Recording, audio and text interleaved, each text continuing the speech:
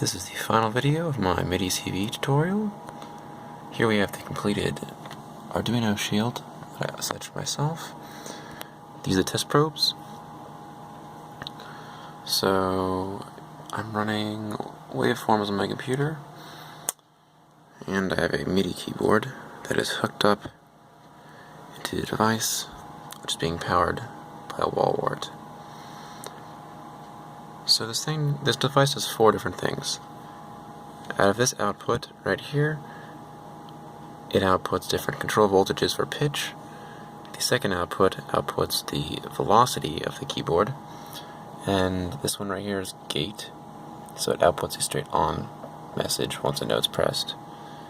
And the last one is trigger, where it makes a 5 millisecond pulse after you press a button. So here we have the screen. And if I play a scale, for instance, it shows the different voltages rising up like that.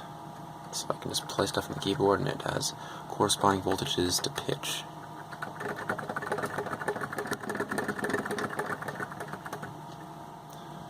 So it's only 4 octaves because of the voltage range that the device has. But here we have the different output voltages. And so the modulation wheel works as well. So if I play a note and I push the modulation wheel up and down, you can see the voltage change.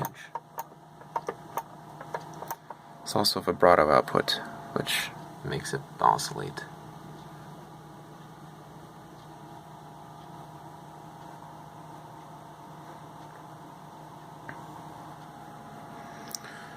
So on the second channel we have the velocity. So if I activate the second channel, here we go. So when I play the notes really lightly, as light as I can play them, we get really low voltage. When I play them really hard, let's get the max voltage. So this is able to detect the velocity sensitivity of the MIDI keyboard.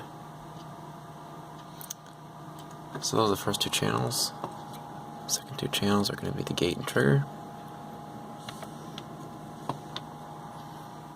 So on channel 1, this is the gate, so when I hold down a note, it has a sustained positive 5 volts.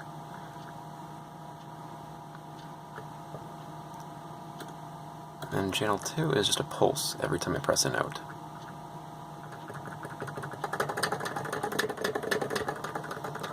And so the pulse trigger is just the trigger of a 5 millisecond, 5 volt pulse at each note on instance. So this concludes my Midi2CV Arduino shield. Now there's also LEDs on there for debugging, but we'll get to those later.